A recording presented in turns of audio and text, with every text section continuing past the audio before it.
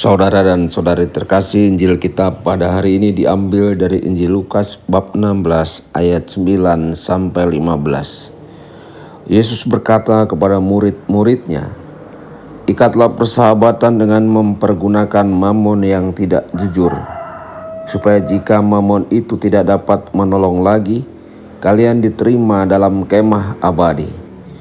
Barang siapa setia dalam perkara-perkara kecil, ia setia juga dalam perkara-perkara besar. Dan barang siapa tidak benar dalam perkara-perkara kecil, ia tidak benar juga dalam perkara-perkara besar.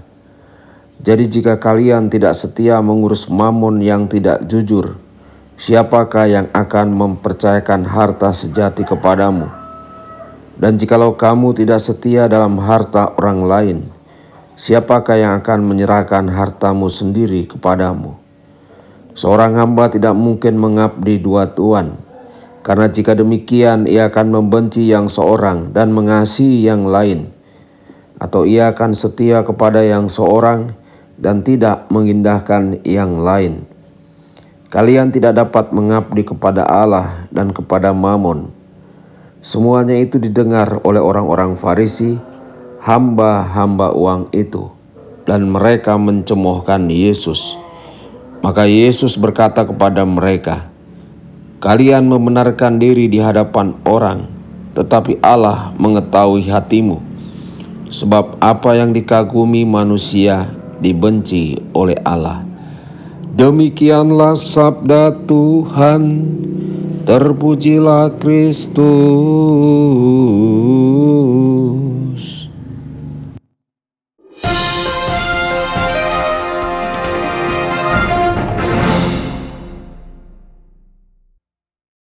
Saudara dan saudari terkasih dimanapun Anda berada, jumpa lagi dengan saya Romo Tedens dalam saluran Warta Kabar Sukacita. Semoga Anda semua dimanapun berada tetap dalam keadaan sehat dan berbahagia.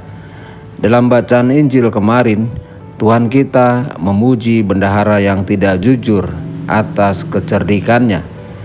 Dan dalam bacaan Injil hari ini, Yesus mendorong orang-orang untuk menginvestasikan keuntungan dari mamon yang tidak jujur pada hal-hal surgawi. Bahkan ketika diperoleh dengan jujur, kita melakukannya dengan baik untuk berinvestasi dalam kehidupan kekal dengan menempatkan kekayaan dan karunia kita untuk melayani orang lain. Tuhan memberi kita semua yang kita miliki untuk memenuhi misi kita dan membangun kerajaan Allah. Saudara-saudari, kehidupan kekal adalah satu-satunya investasi yang benar-benar aman yang dapat kita lakukan.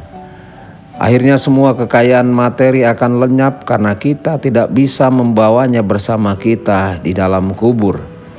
Namun kebaikan yang kita lakukan untuk orang lain dapat meningkatkan cinta di hati mereka dan pertumbuhan dalam kasih karunia, dan cinta itulah yang mempersiapkan kita untuk masuk surga.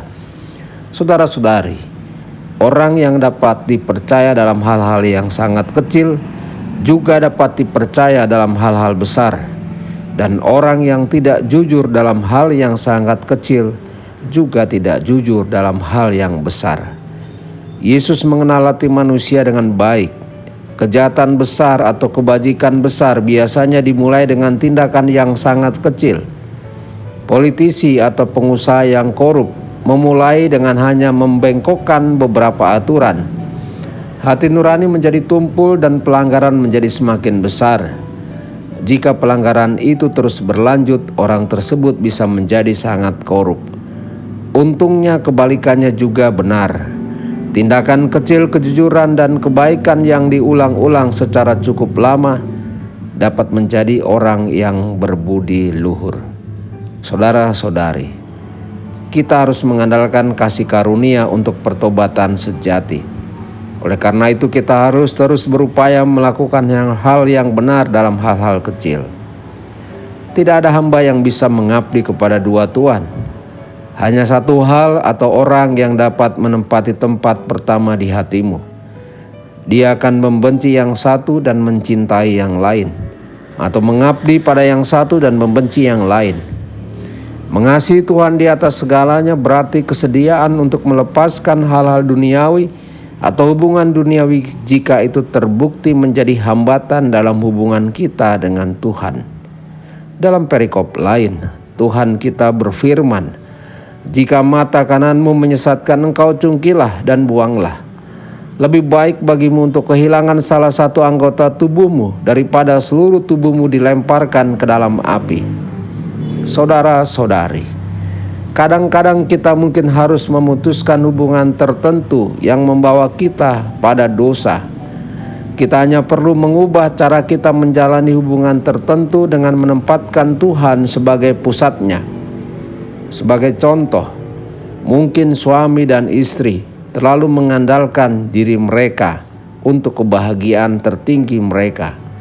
Begitu mereka menyadari bahwa hanya Tuhan yang dapat memenuhi keinginan terdalam mereka, maka mereka dapat menyesuaikan harapan mereka satu sama lain dengan harapan Tuhan.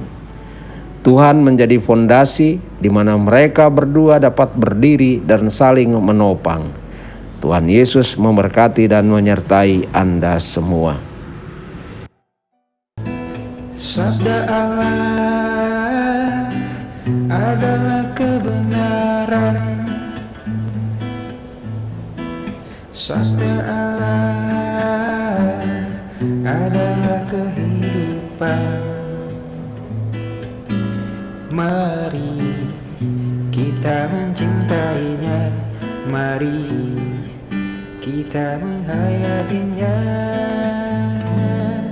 Ya Tuhan yang ku muliakan,